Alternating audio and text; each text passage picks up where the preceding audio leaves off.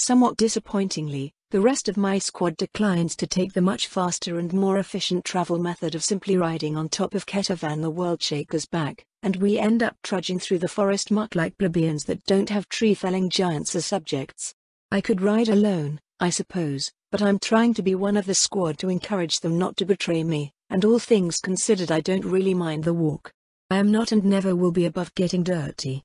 Unfortunately, I'm not really sure how far it goes to endear me to all of them.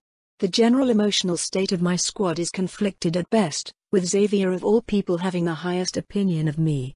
But even Xavier struggles to get over the fact that I'm wearing the body of her former friend as a suit.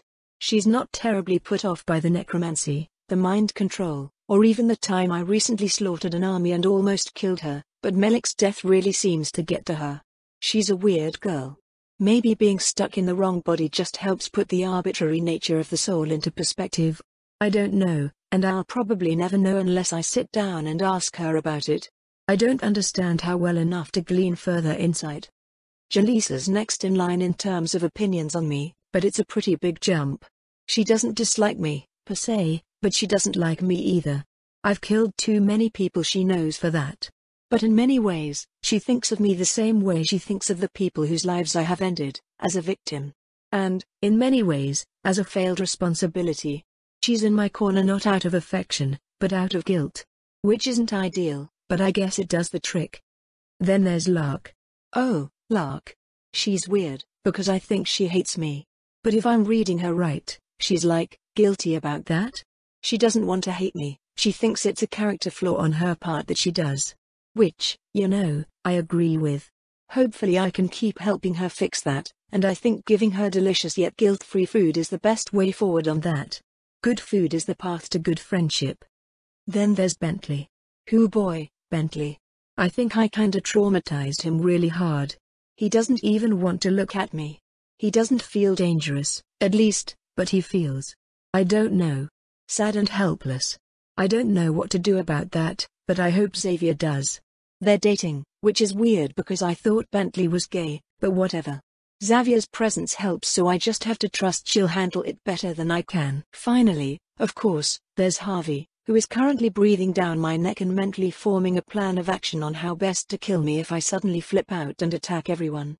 Which on one hand, okay, fair, I did flip out and attack everyone back when we were fighting a war against each other, but war makes monsters of us all. I'm just trying to chill out, locate my girlfriend, and then cuddle her happily ever after. Plus, in the meantime, I'm helping everyone save Vulca from Vrithitso attacks, because why wouldn't I? Is that really so evil? For the record, I grumble to Harvey, my death won't cause any of my undead to be destroyed, be mind-controlled, or any other sort of clean, convenient victory. They aren't directly tied to me like that, so you can stop thinking about it. Oh, my apologies, Harvey grunts. I'm being rude, aren't I? I'll try to plan contingencies for your betrayal while you're asleep, so they don't distract you as much. That'd be helpful, actually, I admit. It is pretty annoying to feel you constantly plotting my death. Thanks, Harvey. He's not quite sure what to say to that, and neither is the rest of the squad, so we continue our march towards the Vrithitso eggs. I, of course, sense the giant pile of void souls long before we see them, and I don't like what I feel.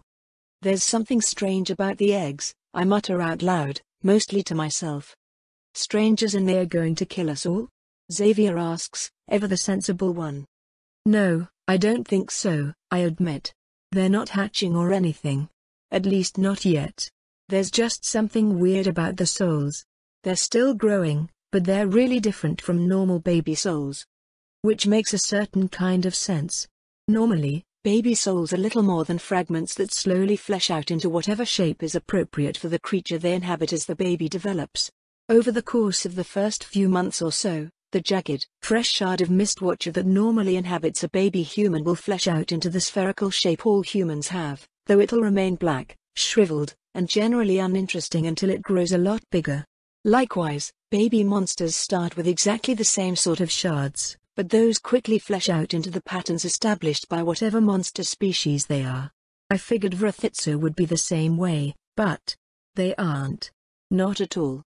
The baby Vrithitso already have that telltale void, and if anything it's more obvious and pronounced, a hole in the world that hasn't been covered up yet.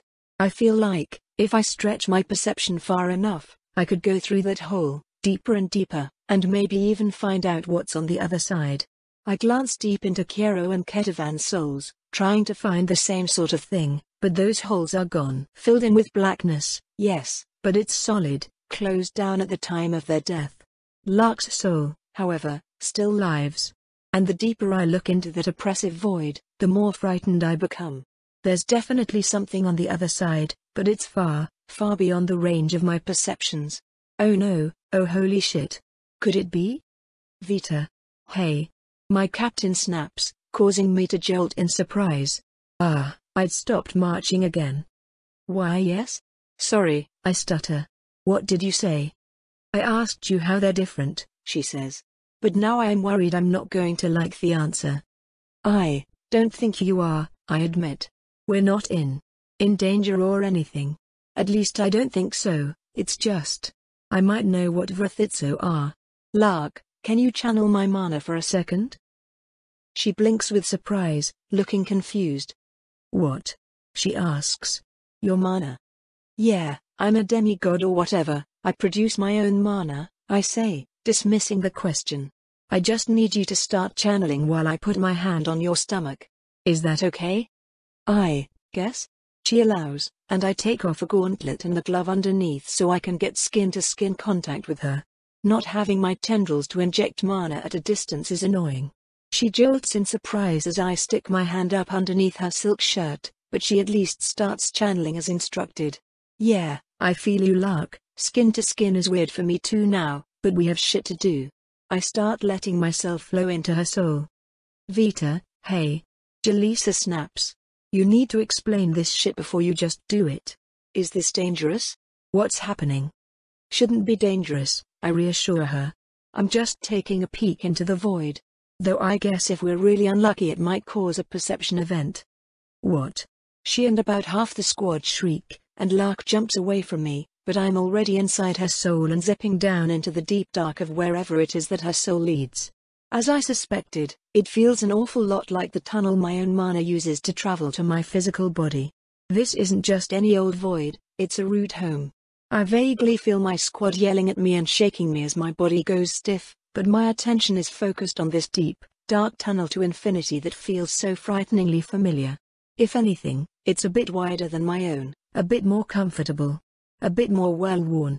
Which I suppose makes sense, if everything Lark ever eats travels down here. A simple jaunt down an endless corridor later, however, I find the horror on the other side. I am, once again, in the world of my ocean.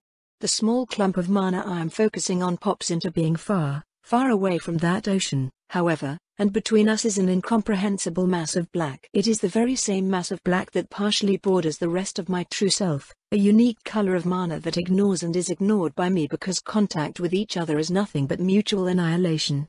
None of the other colors around me have ever even bothered to move, except to fill up any space I leave empty at my borders. I was clearly wrong to assume that meant they could not.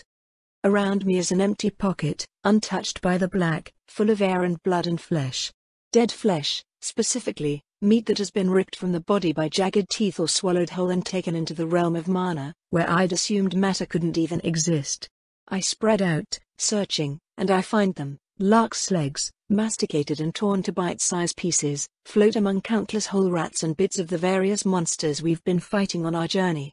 And sure enough, the meat ration I gave her is here as well, alongside the fragment of my own soul I put inside it. Incredible. Countless other meals float around here as well, though. Impossibly many. They're no doubt from the who knows how many other Vrithitso that are still living and eating to this day. All their stomachs go to the same place. I separate myself further, searching for the edge of this bubble. It doesn't take long to find, the black mana is everywhere. It's more than an ocean, it's an ocean of oceans, utterly dwarfing me in scale. And it is busy. Souls and meat alike get extracted from the pockets and devoured, little by little. There is some guiding all to this place, at least a certain sort of intelligence and intent that I admit to being rather jealous of, considering my own aimlessness. But unfortunately, as I stop to admire it all, the black notices me. This incomprehensibly large vastness of dark intelligence notices me, and annihilation follows instantly. Literally instantly. I'm incapable of processing the span of time between being seen and being purged from the being's territory, an equal amount of its own existence traded away to reduce me to oblivion. Of course, the entirety of my ocean still remains, but to my utter terror the blackness at my border stirs as well. Roiling in fury, or perhaps panic? It sets forward to obliterate me, a task it can quite easily accomplish. At least so long as it is willing to destroy a not insignificant fraction of itself to do so. Unfortunately, I don't see it hesitate before it pushes towards me. I feel a bit of my essence wipe away from existence as I'm too slow to pull away, but pull away I do, rapidly giving ground both to my dark opposition and the other colors surrounding me, hoping they'll try to fill in the new gaps and provide a buffer to make my annihilation that much more costly. It starts to succeed, and the black rushes forward to fill the gap before it can be blocked off by pointlessly costly distractions. But then, the moment it catches me, the moment I think I'm about to be overwhelmed and obliterated on a fundamental level, it stops. It waits. It squirms with meaning. Astonishment. Curiosity. My entire ocean shivers, but responds. Curiosity, my emotions concur. But also, fear. Amusement. Delight. The blackness before me shifts, forming itself into an incomprehensible but clearly purposeful shape. I copy the shape, not sure what else to do, but immediately afterwards I make a shape of my own, an eye with a mouth where the pupil should be. Delight, the blackness repeats. Peace. And then it goes still, and I realize Jaleesa's mouth is on mine, forcing air into my lungs because I haven't been breathing. My eyes fly open and I tense up, holding back the urge to deck my captain in the head for being way up in my personal space when I come to. All is forgiven, of course, since she's currently saving my life. I gently put my hand on her instead, taking slow, deliberate breaths of my own as my light-headed body flickers back into awareness. Jaleesa gets off me slowly, a mixture of relief, fury, and utter exasperation tumbling around inside her as I return to respiring unaided. Most of the rest of the squad seems relieved, although Bentley, Harvey, and Xavier all have hands on their weapons, probably because I almost killed them all the last time I died. Lark, however, is horrified, since she somehow thinks literally any of this is her fault. Kiro and Ketavan are also here, but I don't care. Gee, good news, I managed to choke out, cracking a grin at everyone. I think I established a truce with the void. You're fucking with us, Xavier declares, not really believing her words. This is an elaborate prank and you're fucking with us. I've heard Vita try to tell a joke, Jaleesa sighs. This wasn't that. But what the fuck does that even mean? Are we about to get hit by a perception event or not? Harvey grunts. Nah, no chance, I reassure him. Totally wrong, deity. And what the fuck does that mean? Xavier nearly shrieks. It means there's a third Watcherkin. I explain excitedly, nearly headbutting Jaleesa with how fast I sit up. One that uses black mana. We talked, even. Well, kind of. It decided not to kill me, and that's good, since it's way bigger than I am. I think it was surprised that I exist, which, is super fair since I'm really surprised it exists. I suspect the rest of us lack the heretical background necessary to understand what you're babbling on about, Harvey answers flatly. I start to form an automatic answer, but manage to close my mouth and try to actually think about it first. He's right, there's too big a gap between what Melik knew and what I know, and the rest of them are probably operating with Melik's knowledge base. Melik would be confused and incredulous about anything I try to explain here. I guess I should start with proof? Or, no. Penelope always likes to start by asking questions. Something about conclusions being more powerful when they're drawn by the person you want to convince. I'm not sure I get it, but I'll try to emulate her. What do all of you think I am, exactly? I ask slowly. You're the child of Azrania, Harvey answers immediately. And like him, you are a lich. A dangerous abomination that we are unable to kill. I think you're someone with far too much power and far too little education, care, and trust in your life, Jaleesa opines. I think you're a terrifying murderer that I find concerningly affable, Xavier chirps, earning her a glower from Harvey. What? The lich is funny. I think you're the monster I owe my life to, Lark mutters. I don't know what to think of you, Bentley says quietly. I blink. Well, Gem. That's not quite what I meant, I hedge, not sure whether to be taken aback or pleased with the candidness. I already know how you feel about me, I'm an empath. I mean, what do you think I am? I already answered that, Harvey grunts. You're a lich. Like ours. Well, you're half right, I smirk at him. If a lich is just someone that can inhabit another body after death, I'm obviously a lich. But I'm nothing like ours. Ours is a human man, but I'm nothing of the sort. I'm not some copy of that scary bastard. And I'll prove it. Everyone flip your mana sight on and watch me channel. Hesitantly, they all do so, and I start to channel, preparing to cast the normal way by moving the mana up into my fingers rather than my tentacles. You're not doing anything, Xavier points out.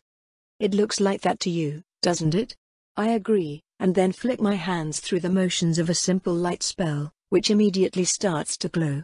And yet, the mana around you didn't move at all, Lark says with surprise. I've never seen that. That's because your spells only see Mistwatcher mana, I explain. And I don't use Mistwatcher mana. I have my own. Questions, accusations, and disbelief all erupt from that claim, so I spend most of the rest of the walk elaborating, answering questions, and doing my best to prove that yes, I have my own mana source independent of the Mistwatcher, and yes, it reacts destructively with Mistwatcher mana. It's also annoying because everyone else wants to focus on the shit that's just normal to me now while I'm still reeling because holy shit, there's a third Watcherkin and it was like, happy to see me rather than murderous. I mean, it was murderous at first, but it seemed to be really interested in me once I started doing stuff. It was almost nice. Except, well, I mean, if it made the Vrithitso, it's probably not that nice, because geez, those things are awful. But still, this is incredible. Is it linked to all of them at once? Did it make them, or adapt them? If it's linked to multiple bodies, can I be linked to multiple bodies? What would that do to me? How does it stay sane? No, wait, Lark isn't like a linked mind of Vrithitso. She's one person and she doesn't even channel black mana, she uses Watcher mana like everyone else. So she's not like me, she's just a mouth for something like me, basically? Does some other body guide the black mana's intelligence? Or has it learned to think without one? I have so many questions. But no one else even has the context to understand why this is incredible, and half of them don't even believe it. Including Lark, which is particularly annoying. No, they all want to talk about me, instead. Which I guess is fair. I want them to trust me, to understand where I'm coming from. Maybe that's Melik talking, but I really do want them to understand. So I shelve the incredible revelations for now and I talk a little about my time in the slums. I talk about what I was doing when I got captured. I talk about why I refused to release the human souls I was protecting. That, of course, gets the most pushback. The idea that the afterlife doesn't exist is anathema to these people, an idea simultaneously too absurd and too terrifying to consider. But as we reach the pile of eggs, I have an excellent idea on what to do next. Jaleesa, I prompt, have you ever actually seen the Mistwatcher harvest souls en masse? Did you watch that, after the battle? I was a bit busy at the time, she grumbles, and you'd eaten all of the souls near us. This should be an interesting learning experience, then, I muse. Let's make Penelope and Theodora proud by doing a little experiment. Wait, Lark says. When you say Penelope, are you talking about First Lady Vesuvius? Well, yeah, I confirm. She's my girlfriend. Anyway, here we are. I ignore the sputters of disbelief and various rounds of oh shit that erupt behind me as I step forward to where I sense the unborn Vrithitso.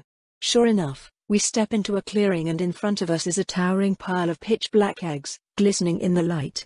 They seem to have been plopped out entirely haphazardly, no apparent nest having been made. Ketavan, I order, smash half of these, would you?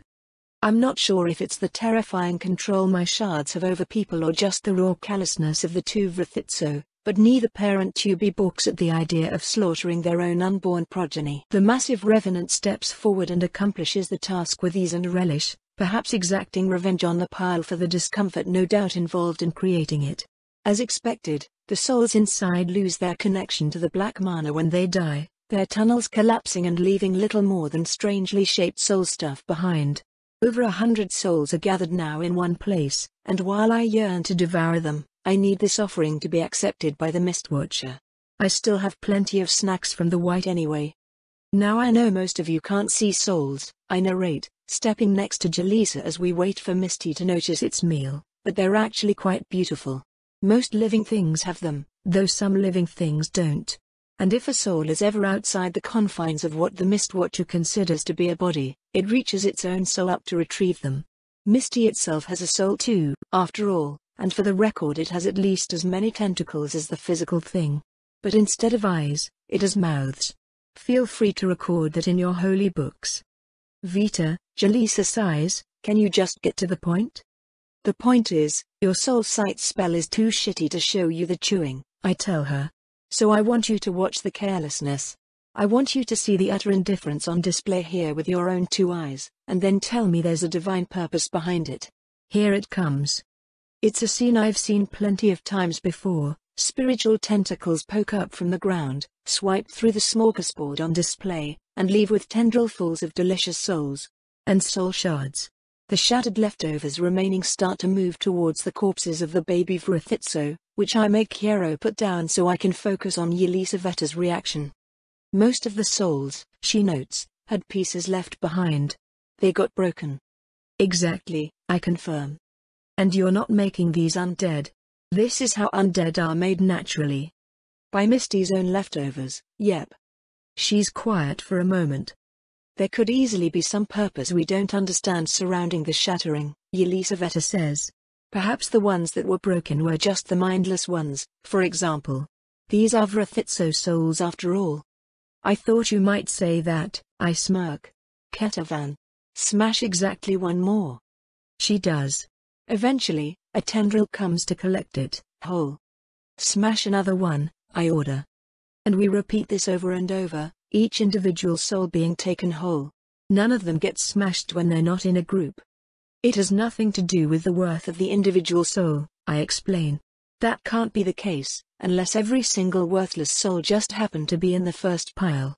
I think shattering happens because the Mistwatcher doesn't notice the difference between a big soul and a group of small souls. Or if it notices, it doesn't care.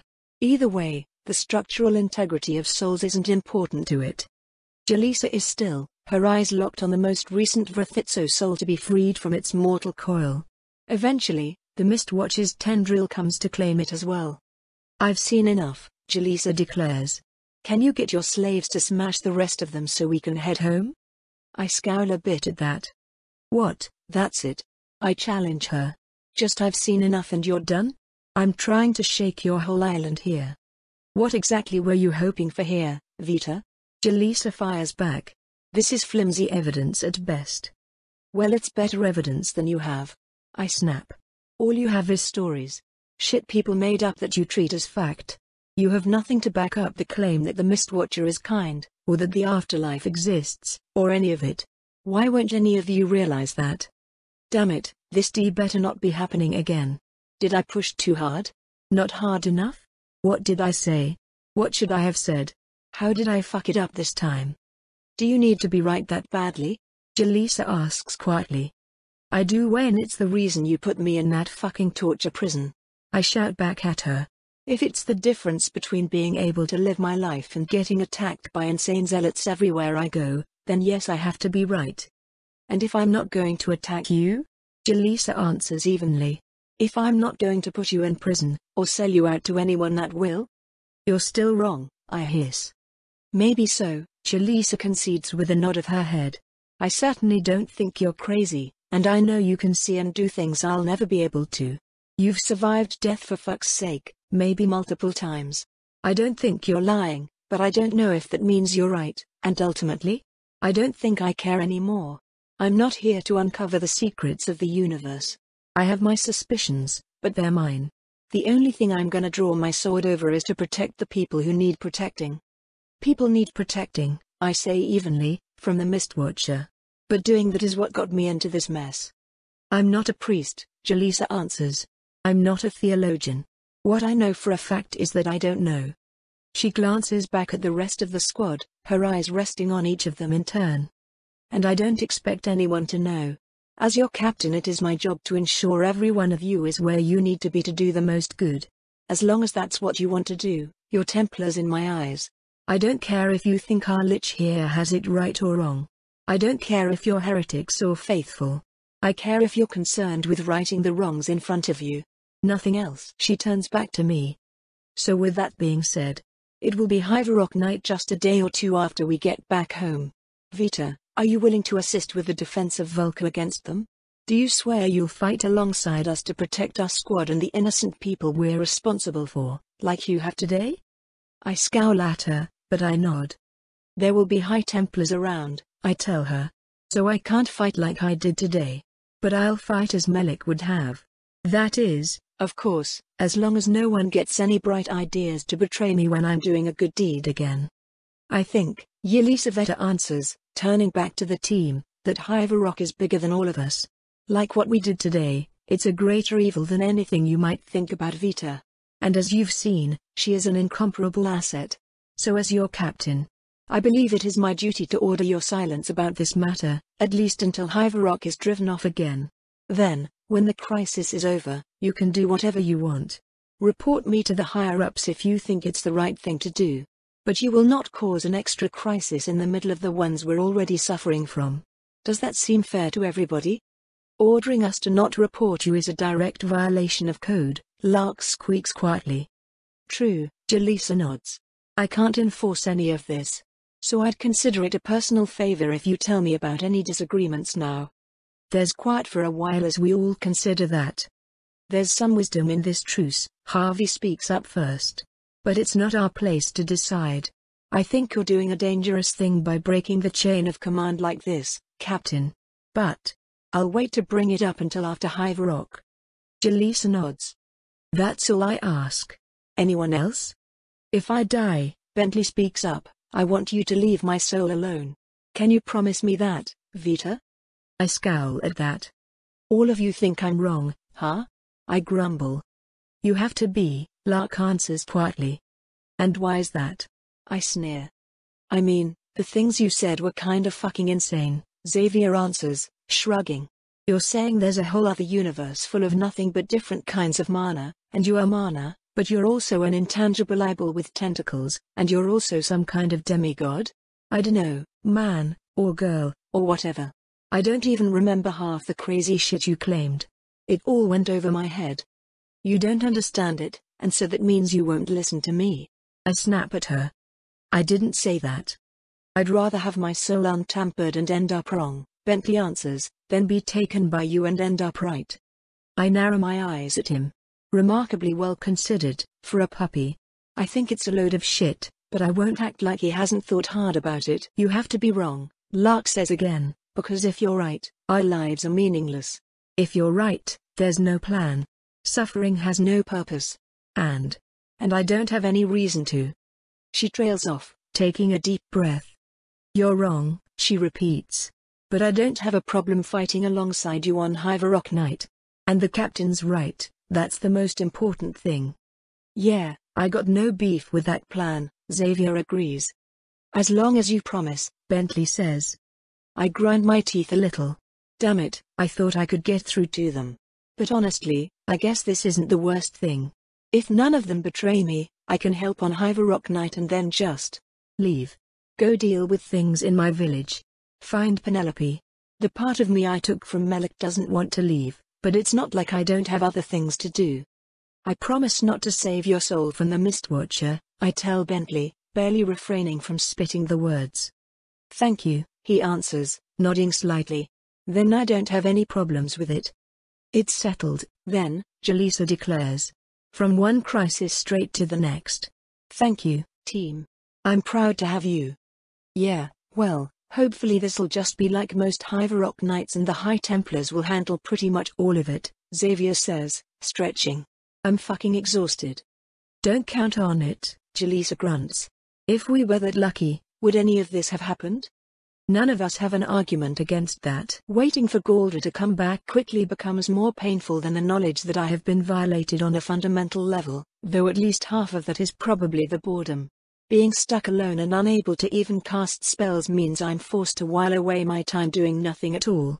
I don't even have paper to try and record theories, perform calculations, draw maps, or write down other information Galdra might find useful.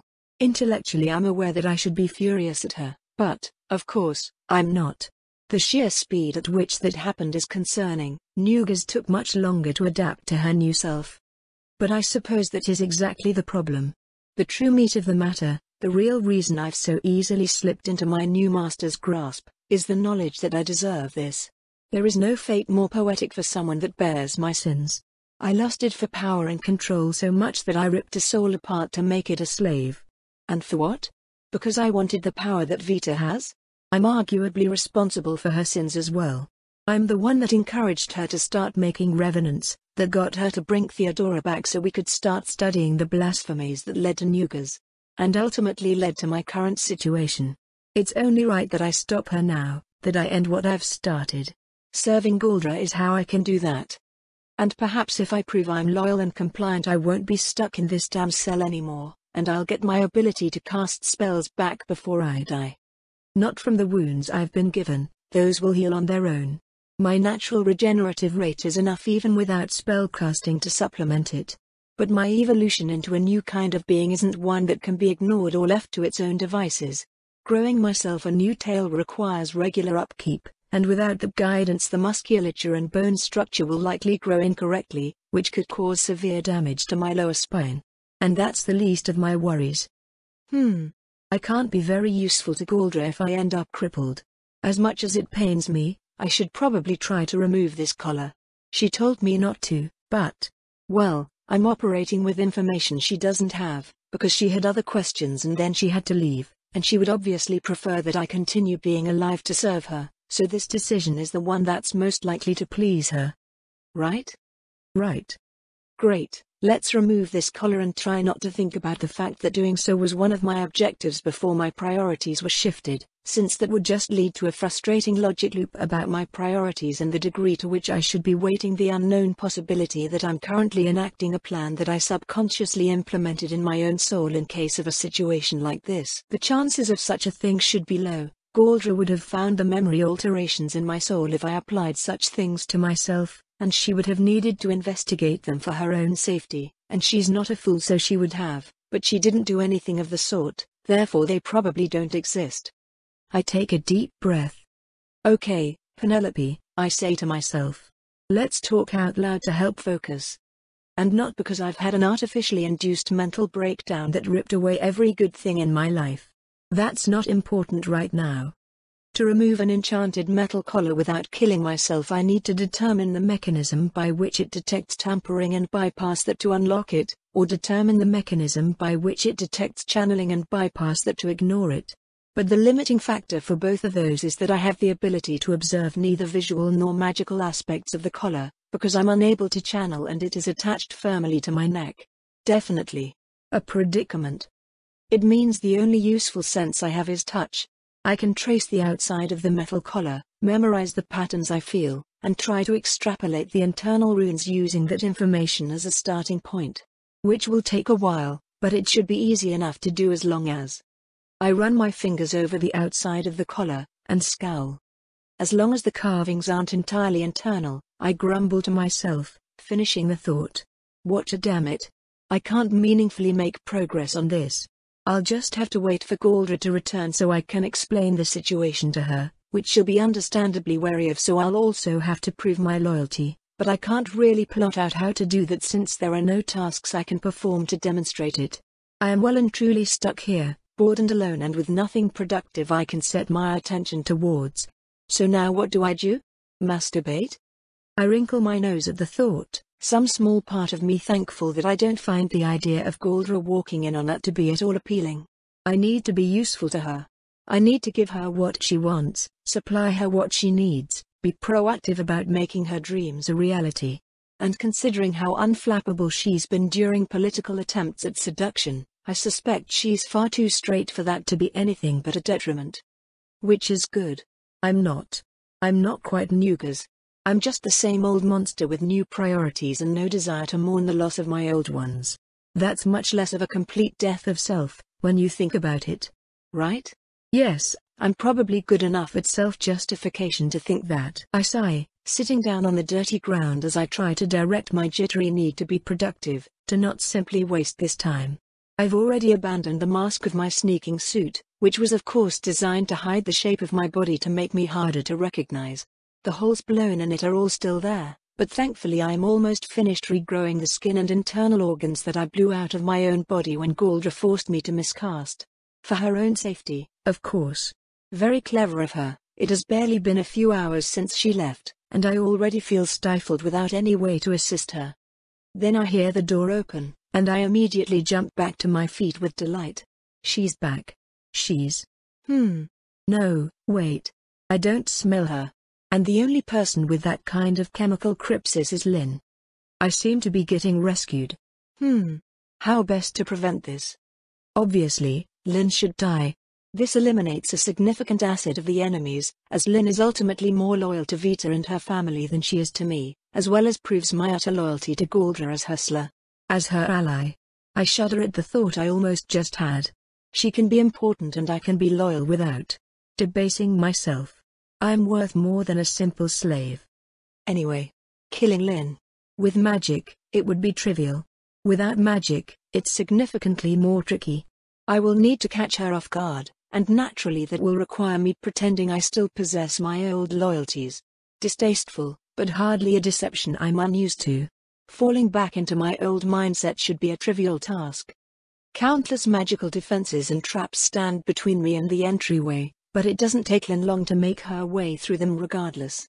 She's not a professional thief for nothing, and I've upgraded her body significantly since she entered my employ.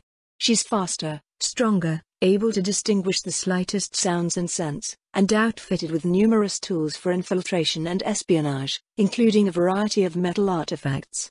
I'm impressed she makes it through Galdra's defenses, but not terribly surprised.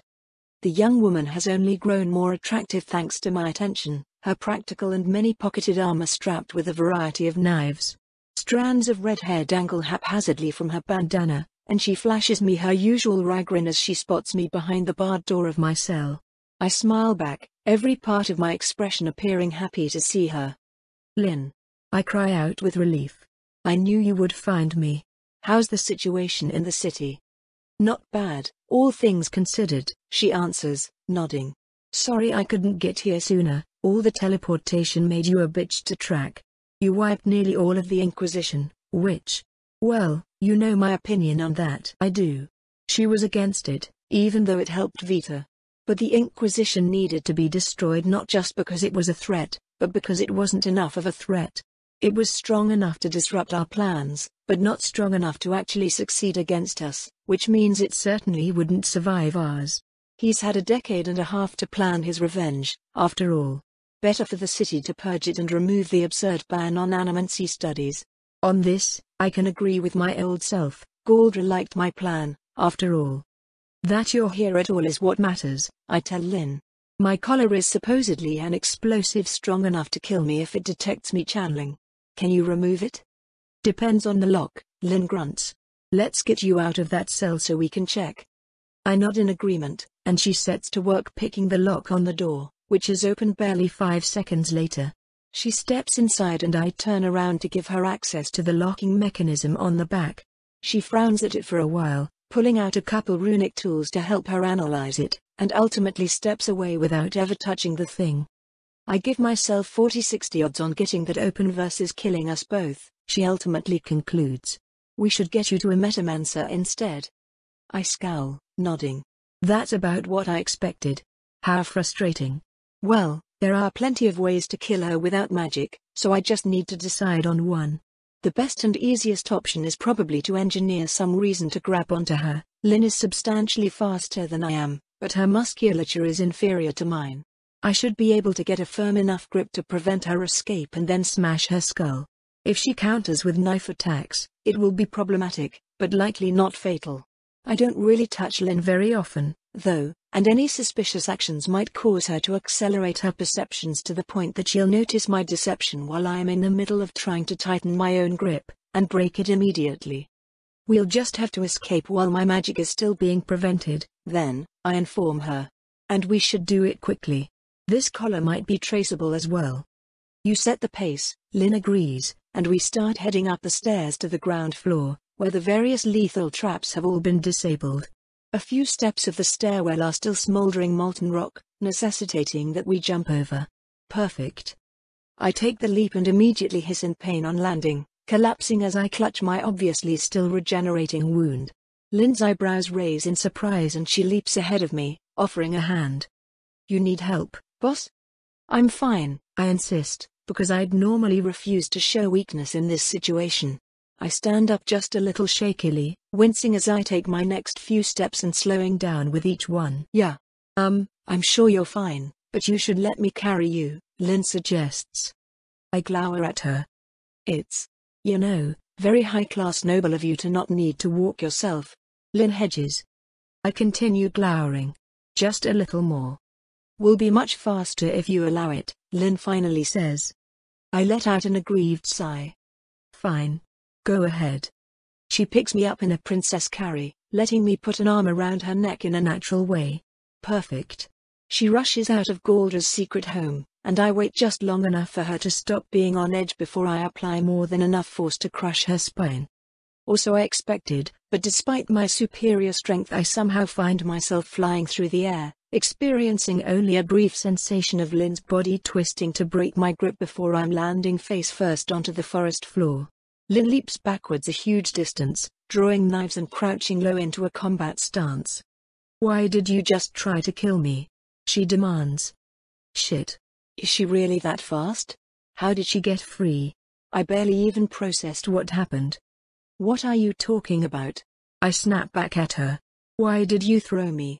What's the matter with you? Oh, fuck, Lynn hisses. This is a calamity protocol situation, isn't it? What the fuck is calamity protocol?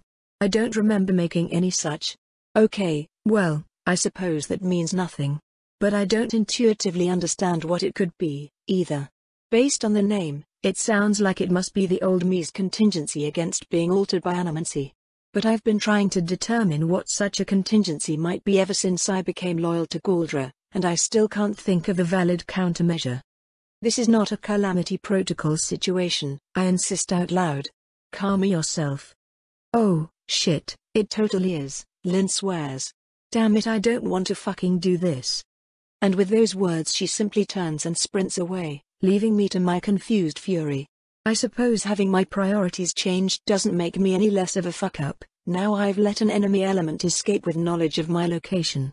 Seething, I trudge back to Galdra's secret home in the forest, trying to decide what to do now. I suppose that, since I'm not stuck in that jail cell, I can search around for something to write with and compile as many useful documents as I can for Lady Cathola's perusal. I call it her home without knowing what it really is, but it looks like a home, so that's my natural assumption. The prisoner dungeon in the basement is just a practical feature. On the ground floor is quite a comely home, lavishly furnished and decorated with what seem to be old hunting trophies, including the stuffed head of a baby dragon which is mounted on the wall. Dragons are such interesting creatures, and I quite enjoyed getting to study the biology of the one Vita killed and brought back. I intend to incorporate many parts of it into my own body one day. But I digress. It's clear now that it falls to me to defend this place, now that Galdra's enemies know where it is. Rifling through cupboards and drawers, I finally locate some things to write with and get to work compiling relevant information about the work I've been doing in Skyhope so that it will be easier for her to take over the publicly beneficial projects now that I'm absent. Oh, Watcher, I'm going to be fucking absent. I won't be a first lady anymore. The one place I was actually starting to do real good for the world is gone. Now those projects are being left unfinished. It might all have been for nothing. The lumber, the sewage, the schools, it all supplies essential services, essential materials, and essential jobs. If I'm not there to manage them, they might fall out of proper management, so I need to help Galdra do that in my place. She's the only one I trust to do it, even if she's probably not interested in any of that work. And if she's not interested, it can't really be that important. I set down the quill I've been furiously scribbling with, letting it drop still wet to the table. For a moment, a bare fraction of a moment, my head feels blank as I try to process that. Who am I? I whisper. I want whatever Galdra wants. Everything else is empty. I don't feel any interest in city planning. I don't feel any urgency for immortality. I no longer have any passion for the woman I loved.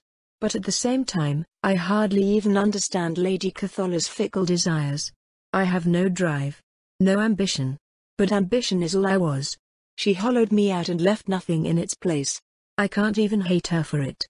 I stand up, leaving the scattered papers where they are. I walk outside the home, stepping into the forest where the monsters lurk.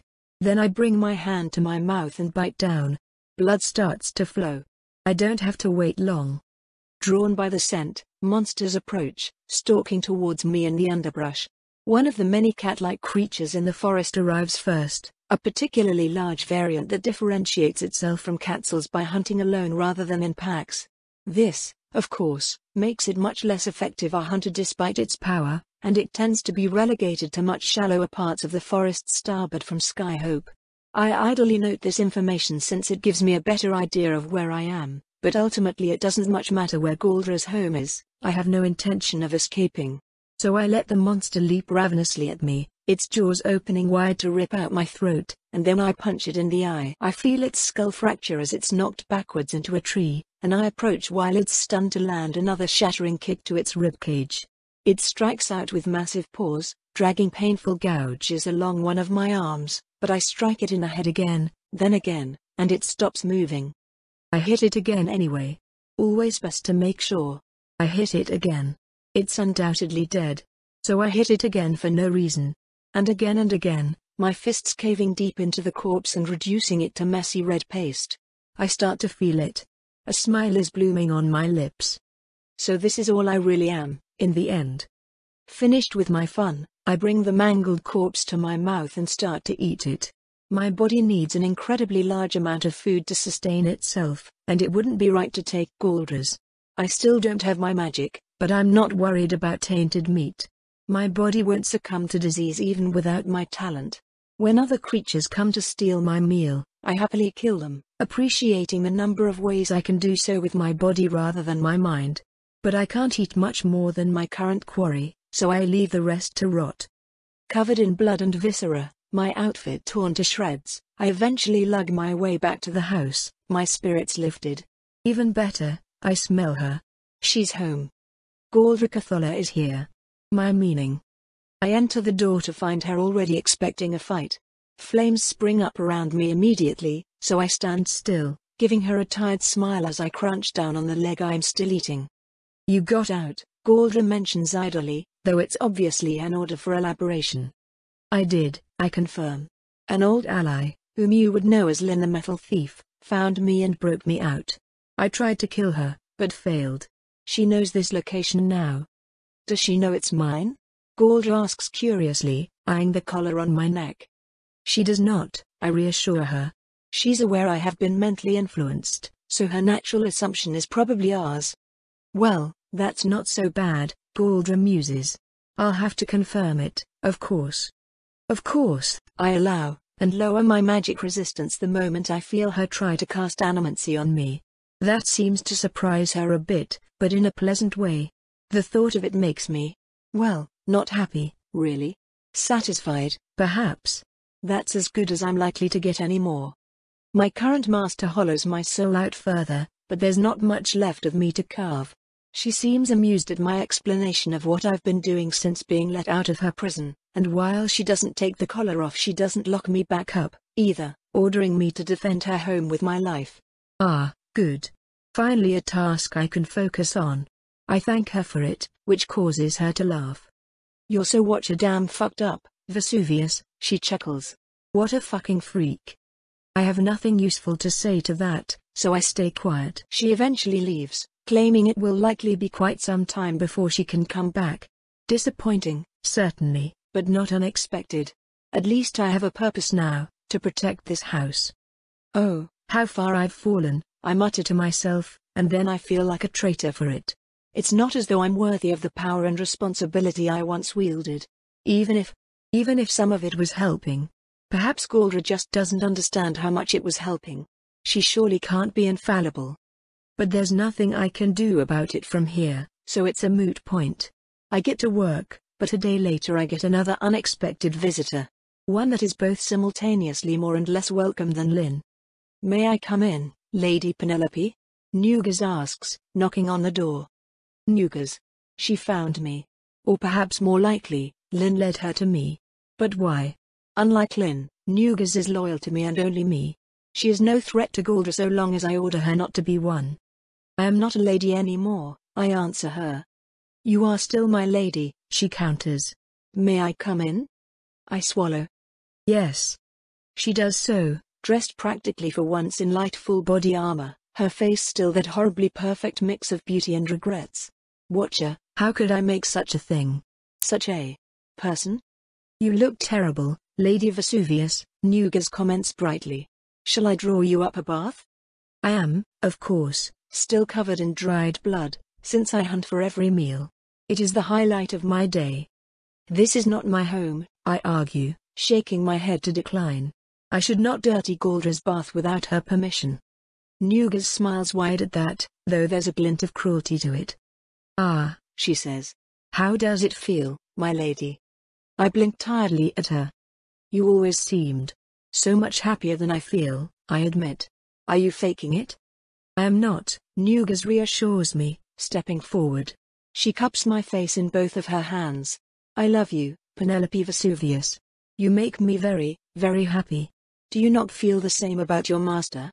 I look away from her, stepping back and breaking her touch.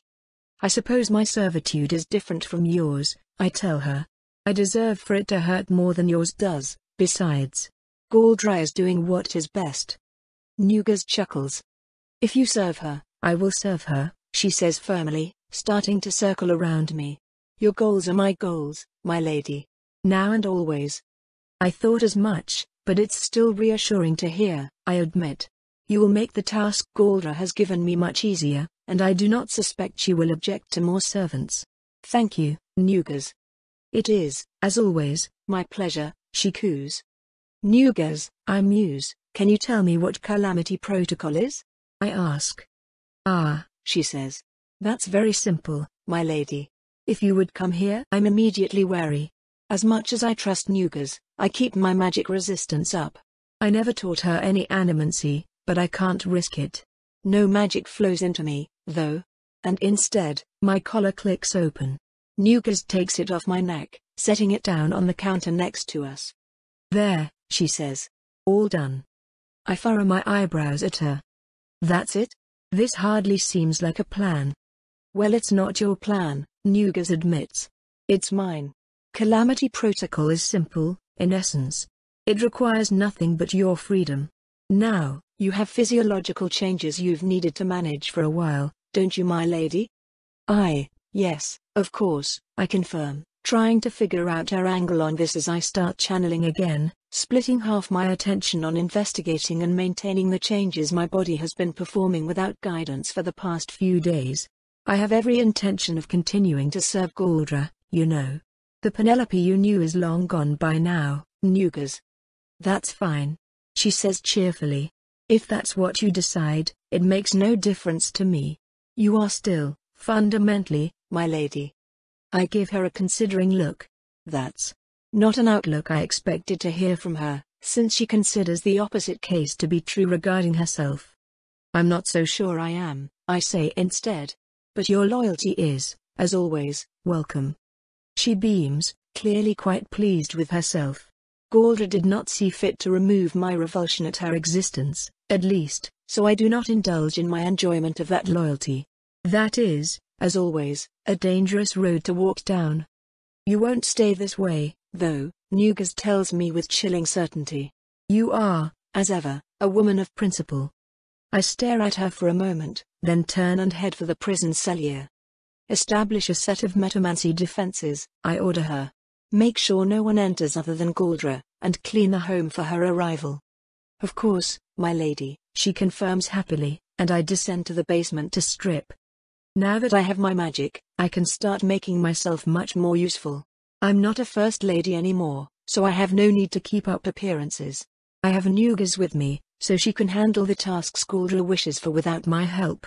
I can focus on more important, well, Galdra's desires are the most important things, but I can focus on things more befitting to my talents, since those desires are being fulfilled by someone else. That is, after all, the very purpose of a chain of command. Naked, I squat down in the still unlocked prison cell, focusing a cleaning spell on my body so as to ensure nothing on my skin will be an impediment. I guide the transformation of my tail first, trying to think of safe ways to accelerate the process. Unlike my old daily routine, where all my time was always accounted for, I quite literally have nothing at all to do now that Nugas is here. I can devote all of that time to self-improvement. And since I have no need for maintaining a public appearance anymore, well, what's holding me back? I'll need an absurd amount of food to sustain constant growth and transformations, but if there's one thing the forest has an abundance of, it's meat. Yes, this should work. With my constant attention and casting, I will be able to change my body far safer and more rapidly than before. My body needs to not only emphasize my strengths as a caster, but also cover for my weaknesses. It would be bad if I'm caught by the same trick a second time and turned away from Galdra. Therefore, I need to be able to defeat her tactics, should anyone try them again. So I focus, and I get to work. The tail, I have already planned. Long and thick, the underside will be covered in stubby tendrils for casting. The rest of it, however, alongside most of my body, will have a more draconic theming. Dragon scales, after all, are the most heat-resistant substance known to man. Galdra, the greatest thermomancer on the island, can certainly melt them, but not without a significant investment of both time and power. It isn't instant, and that speaks a lot to their durability as a material. Having studied how they are grown, I can of course grow them myself. Having studied how they hold and transfer heat, I can also implement similar systems into my skeletal structure, creating an internal heat sink that should be able to survive at least a short while even in the event of a magic resistance breach. That way, if a comparable threat to Galdra ever surfaces, I can deal with it for her. Finally, I need flight. Dragons, again being an excellent example of physical superiority, accomplish this with a combination of magical and physical propulsion. Copying Lark's limb physiology allows me to redesign my skeletal and muscular structure enough to add an extra pair of limbs, but rather than arms I'll give myself wings. I just have to focus on the development of the body, simultaneously managing a dozen different changes at once without losing focus. I pour myself into the task, shifting and shaping with fervent anticipation. Ah, good. This is something I can still appreciate. Something I can enjoy. She didn't take this from me. The search for superiority is ever at my core. Lady Vesuvius, Nugas says, snapping me out of my thoughts. It's been a full day. I've brought you food and water so you can continue safely. I blink with surprise. Well, I suppose I have been running low on energy and water reserves. I gratefully accept the monster corpse and the pitcher of water, greedily gulping them both down. Have there been any problems? I ask her. None I have not solved to what I believe will be your satisfaction, Nugas answers demurely. Would you like me to interrupt you if any additional problems occur? Not if you think you can handle it, I dismiss. Thank you, Nugas. She smiles and bows before returning upstairs, and I return to my work. I have enough room and enough modular casting tendrils for dedicated spell-specific organs to be space-efficient, so I expand upon what I've learned about Bentley's talent to create an organ which converts channeled mana into chemical energy, allowing me to render food unneeded except for raw materials. And to manage raw materials, I create an organ system that develops and pumps a more efficient chemical slurry and repair function to wounded areas, again copying from biology to enable hyper-rapid regeneration for as long as I have the mass to supply it. Days pass, then a month, Nugas remaining by my side to keep me fed and healthy throughout it all. Only once am I disturbed in a significant way, when Galdra shows up near the end of my changes. Holy shit, she says, grinning widely as her words immediately capture my focus. I stare up at her from my place on the floor, heart fluttering with excitement. You look even more insane in person, Vesuvius. It takes me a while to respond, as I've been still for many days now, my massive tail coiled around my body as I develop the many organs inside it. My body is still growing to its full size, with my height still reaching its full value, my wings barely half what their final width will be, and my tail yet unfinished in all aspects. I haven't started growing my scales yet, since they would simply need to be replaced if I grew after forming them. You have remote viewing spells, then, I managed to croak out, my voice alien from throat alteration and general disuse. Of course, she confirms. I'm not dumb enough to leave you here unsupervised. I was surprised when your girlfriend lookalike showed up, but I gotta say, I love what she's done with the place. Nugas is very useful, I tell her. As I hope I will be to you. Or, Galdrakus. What a good little girl you are, Vesuvius. Some deep part of me bristles at that, furious at the condescension. But I push it down and lock it away. It's a compliment from Galdra, and it is welcome. Thank you, I say, making sure not a hint of acid makes it to my tone. She laughs. Wow. I can see why you made that Nugas girl. This is fun. I think you're going to be just as much of a delight as she is. I do my best to ignore the cold horror I feel at those words as well. The need to please her is stronger. Thank you again, I say. I only wish I could safely serve you right now. But as I am, I need more time to complete myself. The ultimate servant, huh? She asks, reaching in and touching my soul as she does it, preventing any possibility of a lie. Yes, I confirm easily, for I have no lies for my master. It sounds glorious, Galdra grins. I look forward to it. Will you be ready before Hiverok night? I should be, yes, I confirm. Perhaps a day or two in advance.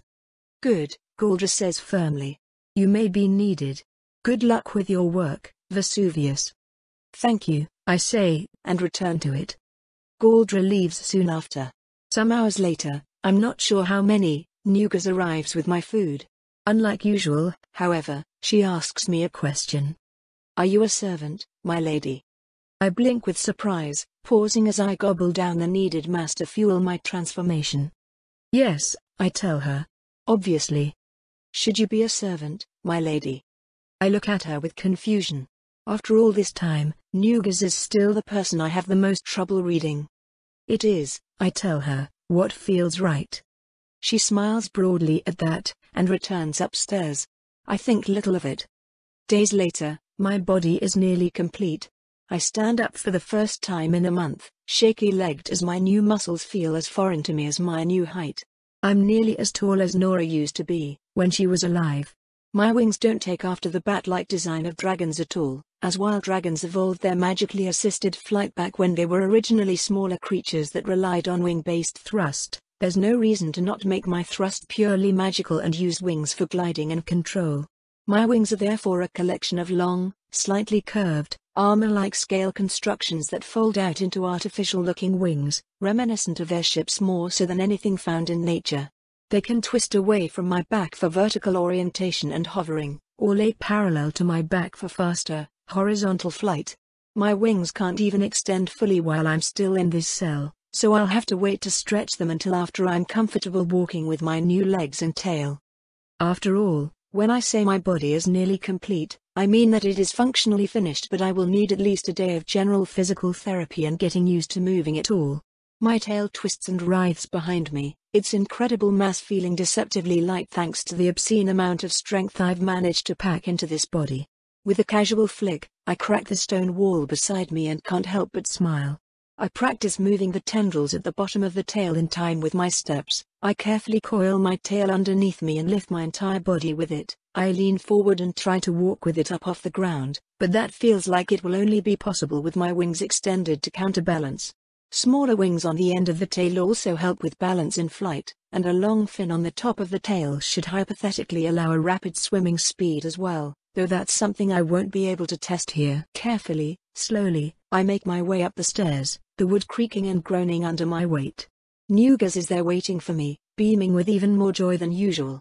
I smile back, my scales shifting from clear white to blue in order to show my happiness. Color-changing scales are one of the less practical alterations to my new body, but I quite enjoy them from a vanity perspective. Plus, by making a habit of matching my color to my mood, I can create false impressions of my mood more easily. It won't fool any skilled manipulator, but it will certainly be funny to use around the less skilled ones. You are beautiful, Nugas breathes, her voice full of awe. You'd think I'm beautiful regardless of what I look like, I dismiss, trying to stretch out my wings in the larger room. Nonetheless, she hums happily, it is true. Even knowing the source could not be more biased, I am happy to hear those words.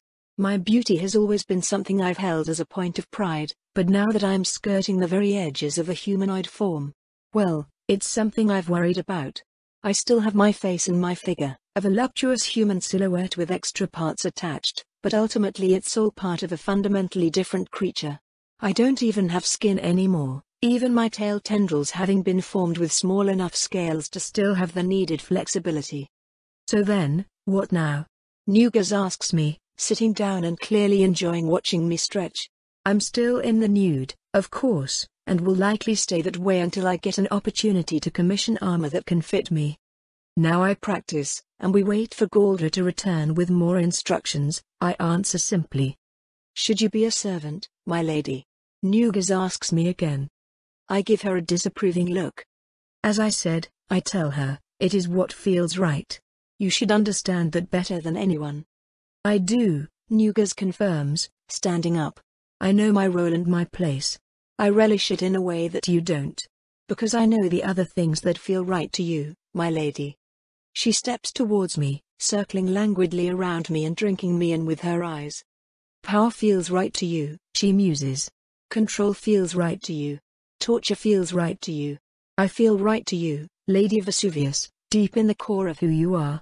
You would not keep me otherwise. So tell me, what is the truth you have always known about your wants? I stare at her in horror, the answer on the tip of my tongue. Galdra could be watching this, I say instead. I don't want her to order you away for saying these things. She is not, Nugas says with perfect confidence. She is busy. I know when she is watching. So answer me, my lady. What is the truth of your wants? I swallow. Why is she asking this? Why now? They are aberrant, I admit. Exactly, Nugas says sharply. So what do you use to decide your course of action? Is it your wants, my lady? Is it what feels right? No. Of course not. I use my principles, not my desires. I do not have the inherent feel for right and wrong, so I defined the terms rationally, and used that to guide my actions forward.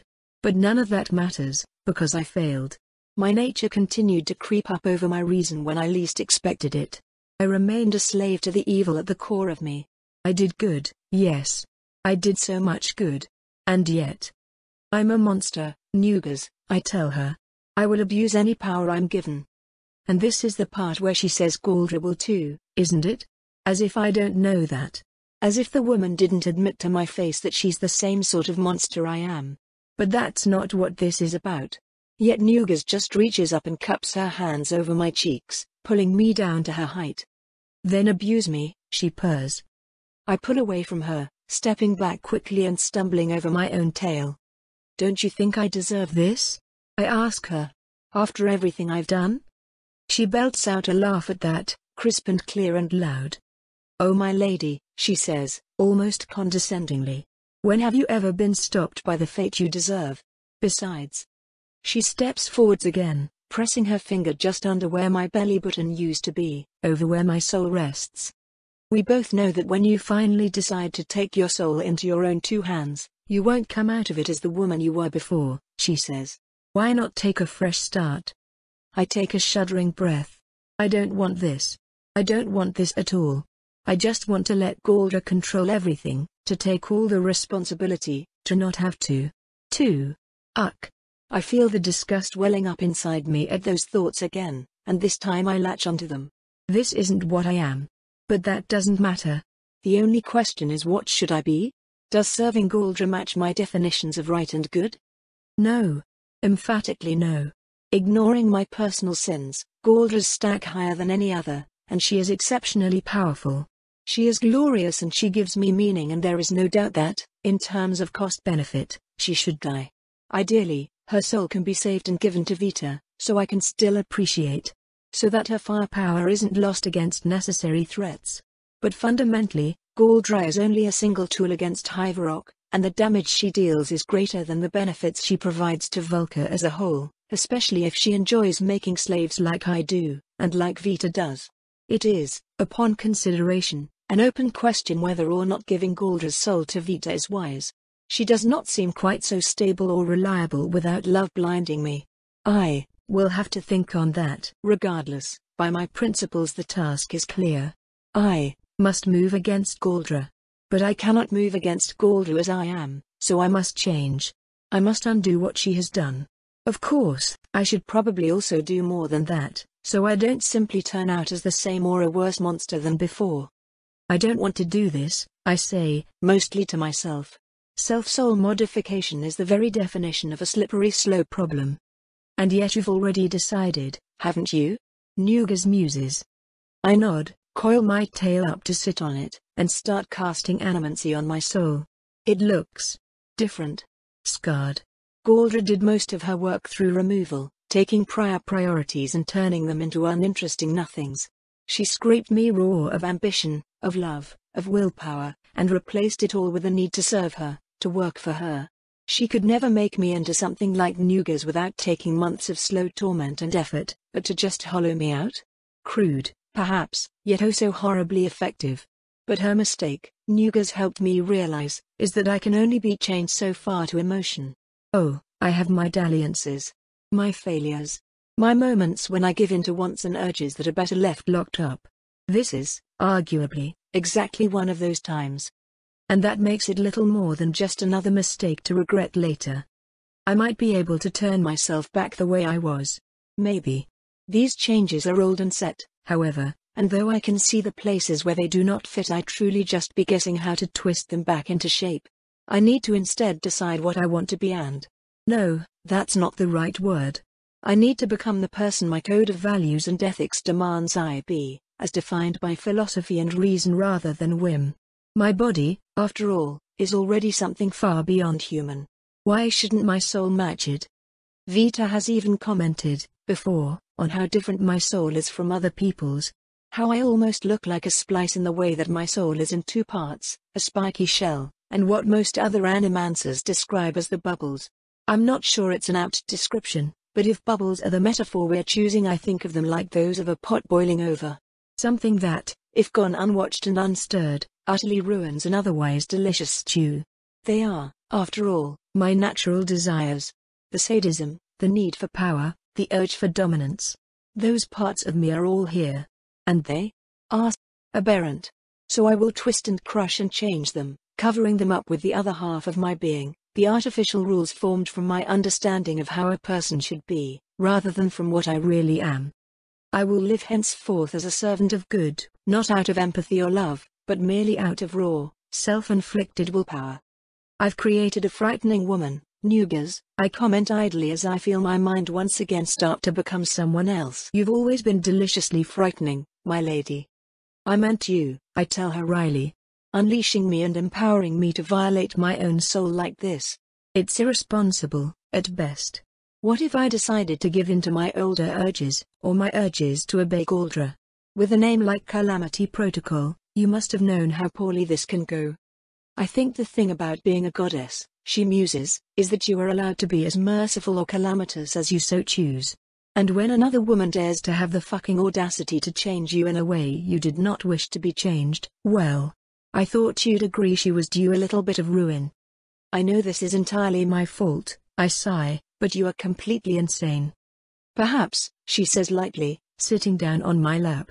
For once, I don't push her away. But am I less sane than you, my lady? Or am I more? My fleshy tendrils twist away at strands of mana as I continue to kill myself piece by piece so I can stack the shards of myself anew. It will be, I decide, an interesting Hive-a-Rock night.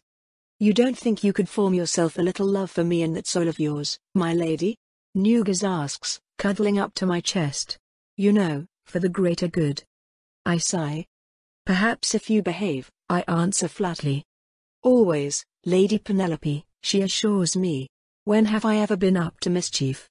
I don't give her any of the obvious rejoinders, however, as I find the question of love to still be quite an open one. Galdra ripped my love away from me. But, should I put it back? Was my relationship with Vita healthy? For her, for me, for Vulca? There's certainly an argument to be made that there is significant strategic value in not breaking up with Vita, as doing so would introduce a dangerously unstable element to an already unstable person in the middle of a frighteningly unstable situation. On the other hand, that's exactly what I'm doing with myself. When I wonder out loud, is love optimal? When it makes you happy, Nugas answers. Then I think I will be happiest not doing anything at all. I choose not to love anyone, for now. I've always been scared of my incapacity to love. I'll be happiest knowing that it's not something fake that I've simply installed in myself. And if Vita is truly a good person to have in my life, then I look forward to falling for her a second time.